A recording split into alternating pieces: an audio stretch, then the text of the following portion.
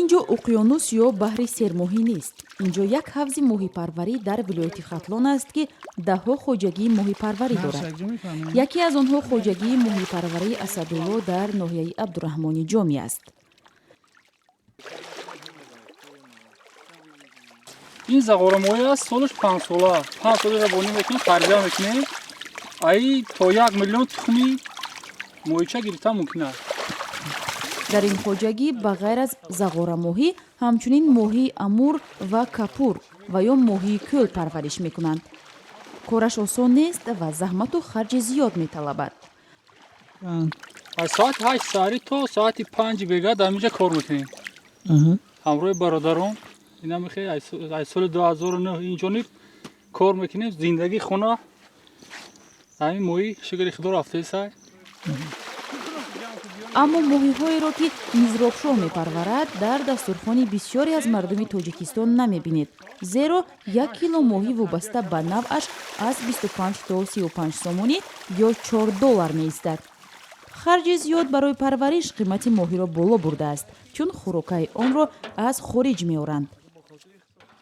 моҳидоро асоси ҳамин хӯрокҳои моҳие ки ҳози дар тоҷикистон кам танқисӣ мекашанд. баъд масъалаи асосӣ ҳамин қарзои имтиёзнок ки қарзои банкӣ вазъ мебошад. хоҳиш дорем ки қарзои имтиёзнок пас шавад ва ҳамин моҳипарварон аз банкҳои ҷумҳурӣ қарз гирифта соҳаи моҳипарвариш кунанд.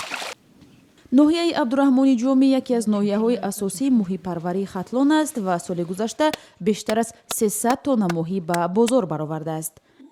дар майдони 843 аз 11 гектар моҳӣ дар ҳавзҳо ташкил карда моҳӣ 3 сол менамоянд ки аз 29 хоҷагии деҳқонӣ иборат мебошад. асосан дар ноҳияи абдураҳмони ҷомӣ яктаи ин моҳии хушзод ки 694 гектарро дар бар мегирад ва парвариш ва нигоҳубини моҳӣ кор фаъолият менамоянд. дигар дар хоҷагиҳои боқӣ дар 28 хоҷагиҳои деҳқонӣ ки аз 0.50 сотиқ саркадагӣ то 2-3 гектар моҳӣ парвариш ва нигоҳубин меёбад. моҳиҳои ноҳияи абдураҳмони ҷомиро на танҳо дар хатлон, балки дар душанбе ҳам мефурӯшанд. моҳипарварон мегӯянд, агар молиёт камтар мешуд ва барои онҳо шароити беҳтаре фароҳам мекарданд, мумкин буд на танҳо мардуми сарватманд, балки мардуми оддӣ ҳам ҳафтае 1 ё 2 бор сари дастурхон бо фарзандонашон моҳӣ мехӯрданд.